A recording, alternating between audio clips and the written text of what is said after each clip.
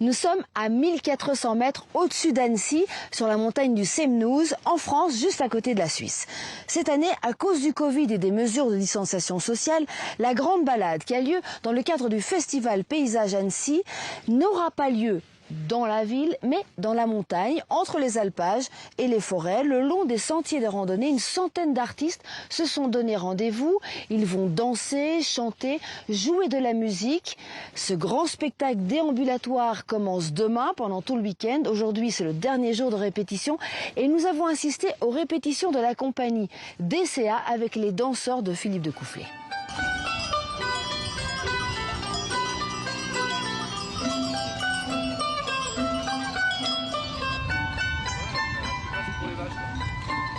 Ok, enchaînez.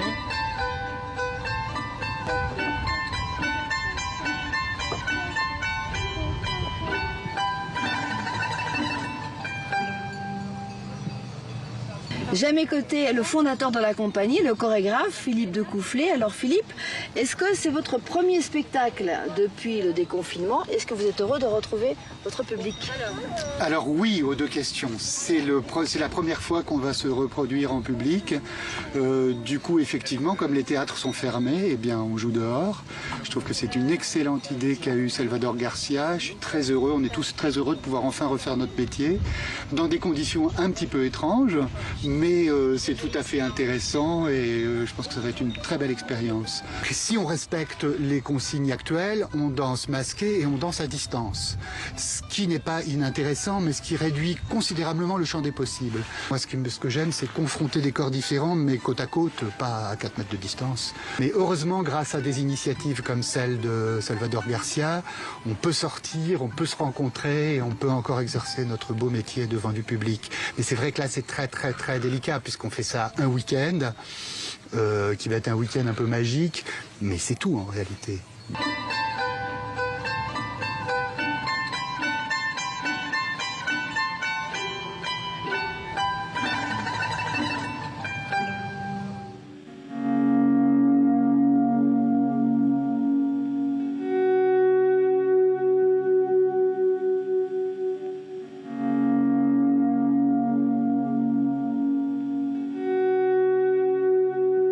J'ai à mes côtés Nathan Paulin, qui est le funambule moderne que vous avez vu sur la vidéo, ainsi que Rachidou Ramdam, qui dirige le centre chorégraphique de Grenoble.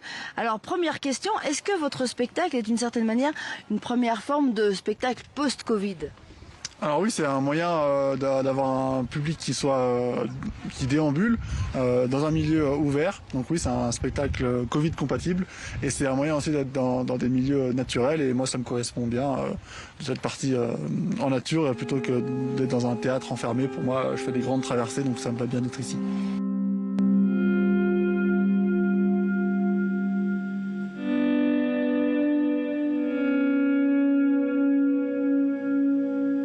Ça fait un moment que je m'intéresse à des personnalités comme Nathan, des gens qui sont dans le milieu de l'extrême, qui pratiquent des sports de l'extrême. Et j'avais envie de les donner à voir dans un autre cadre que celui qu'on connaît habituellement, les gestes hors normes, les prouesses qu'ils réalisent dans des grands espaces, et d'essayer de donner à voir quelque chose qui est plus intime, les motivations, la philosophie de ces personnes, c'est-à-dire ce à quoi on n'a pas accès quand ils sont en évolution. On sent qu'il y a une attention au vivant, des personnes qui cherchent à s'inscrire dans ces paysages et qui posent la question de la place qu'on peut encore avoir dans certains environnements. Et on est dans un rapport cinématographique un peu à la Antonioni, c'est-à-dire qu'on le voit, lui, évoluer de loin, en altitude, et on a une sorte d'intimité, de proximité.